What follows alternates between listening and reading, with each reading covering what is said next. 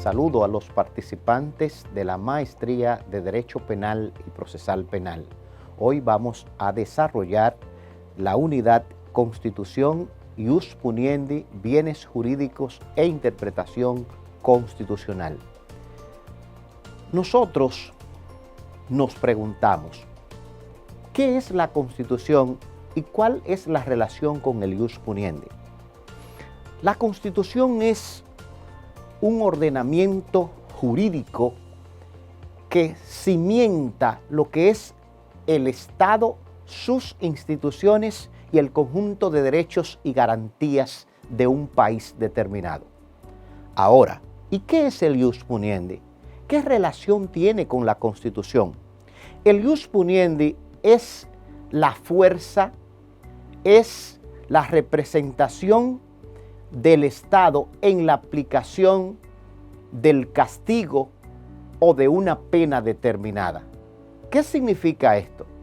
El único que tiene la fuerza legal y constitucional para llevar a cabo una política criminal o solicitar una sanción penal a un ciudadano es el Estado a través del Ius Puniendi.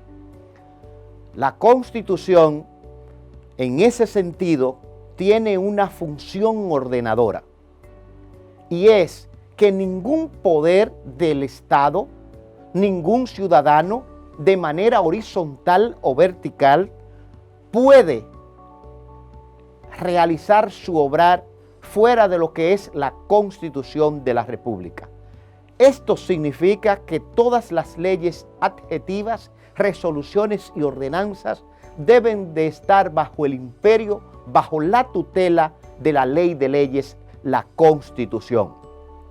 Ahora bien, la Constitución protege a través de su tinclado, su cimentación, base legal del derecho a lo que son los bienes jurídicos. Ahora, ¿qué son los bienes jurídicos? Son todos aquellos bienes que necesitan la protección jurídica del Estado. Por ejemplo, la vida. La Constitución protege el derecho a la vida, los bienes, las propiedades. Esto significa que a partir de la Constitución es que deben de protegerse todos los bienes jurídicos de un país y posteriormente a través de las leyes, ordenanzas, reglamentos o tratados internacionales. Esto significa que en el sistema de fuentes la Constitución tiene la máxima jerarquía. Después de ella vienen entonces todas las demás leyes de un país. Ahora bien, ¿qué sucede con la legislación dominicana y la legislación penal? A partir de los cambios que se han dado en lo que es el ordenamiento jurídico penal dominicano y la promulgación del Código Procesal Penal, se han dado cambios significativos en la legislación dominicana. Ya la víctima tiene una parte importante en el proceso penal. No solamente el que comete el delito, no el posible imputado, pero sobre todo el sistema jurídico penal dominicano tiene que fundamentarse en principios como el de la legalidad, en principios fundamentales como base constitucional y todos los demás elementos partiendo de lo que es la Carta Sustantiva. Ahora bien, ¿y qué pasa con la interpretación de la ley penal a partir de la Constitución?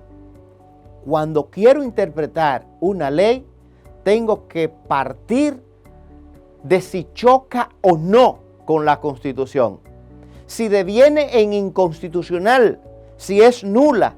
Es decir, yo no puedo interpretar el derecho penal si no parto de la Constitución de la República, lo que significa además que tengo que cumplir determinados principios. Por ejemplo, a nadie se le puede someter si no hay una ley previa. Esto sería el principio de legalidad.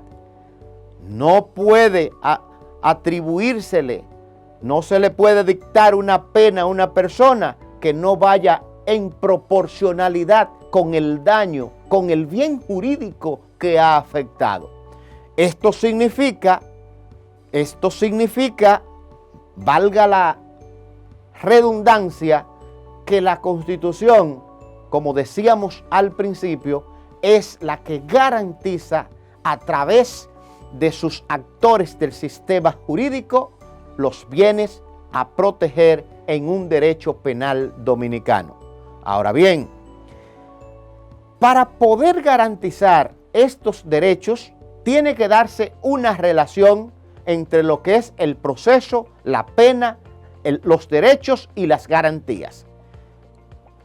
Por ejemplo, las penas tienen una función especial en el derecho penal y procesal penal de la República. Y es primero, tratar de resocializar, tratar de que el posible delincuente, cuando vuelva a la sociedad, tenga un obrar, un comportamiento distinto. Pero además, los operadores del sistema, como en este caso los fiscales, los jueces, no deben solicitar una pena por encima de lo que estipula la ley y por encima del posible daño que haya ocasionado este infractor. ¿Qué significa esto? Aquí viene la relación entre el ius puniendi y el Estado y el ius puniendi ciudadano. ¿Cómo así? Señores, ese ius puniendi del Estado, él no puede emplearlo, él no puede utilizarlo de manera arbitraria. Esto significa, no puede perseguir los jóvenes de manera selectiva. Solo se puede perseguir a aquel que ha infringido, que ha violentado una ley. Y la persecución debe de ser racional. Esto significa que deben de respetarse los derechos de los ciudadanos. Las garantías debe de hacerlo tanto el que persigue, en este caso el fiscal, como los jueces, que al final son los que tienen la última palabra.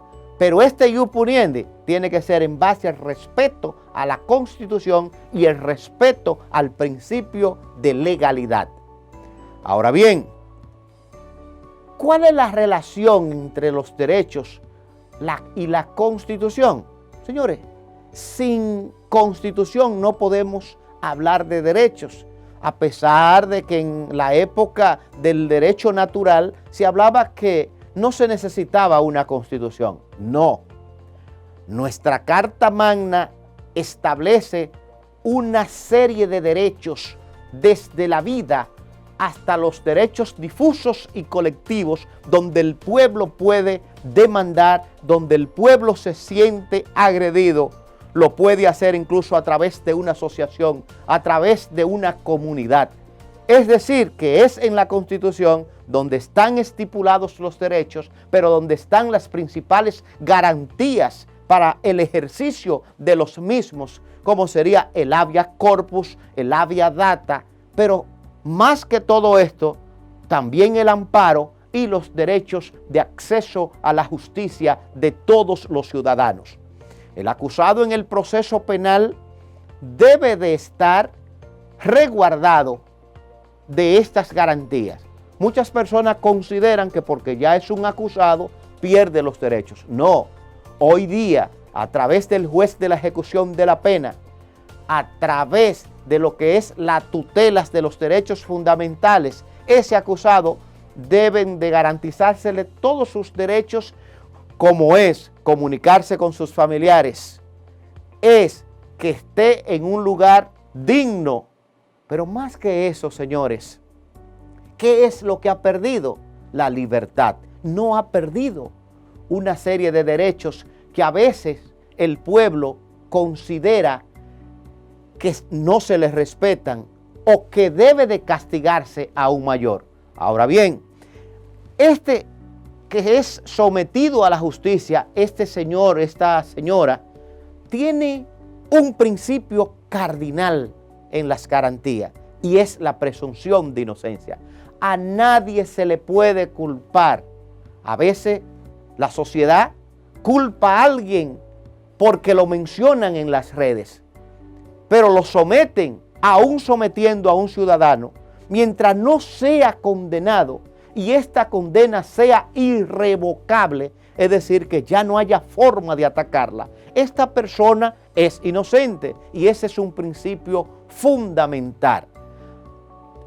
Dentro del derecho penal y procesal penal se hacen en lo que es la investigación, intervenciones corporales, intervenciones telefónicas. Es de vital importancia que cada acto procesal cumpla con el debido proceso. No se puede intervenir a una persona dentro de su dignidad, de su intimidad, sin respetar lo que son sus garantías. ¿Por qué? No se le puede extraer sangre a un ciudadano. No se le puede ordenar analizar la saliva u otra sustancia de su cuerpo, o en las calles tratar, por ejemplo, de denigrarlo con unas intervenciones sin el auxilio de una autoridad competente. Pero sobre todo en las telefónicas, que se necesita de manera categórica la orden de un juez para poder intervenir y así no afectar lo que es la intimidad y la libre comunicación y desarrollo de la persona, del ser humano. Todo esto va relacionado con el principio de legalidad, el principio procesal, pero sobre todo el debido proceso. Gracias y nos vemos en una próxima.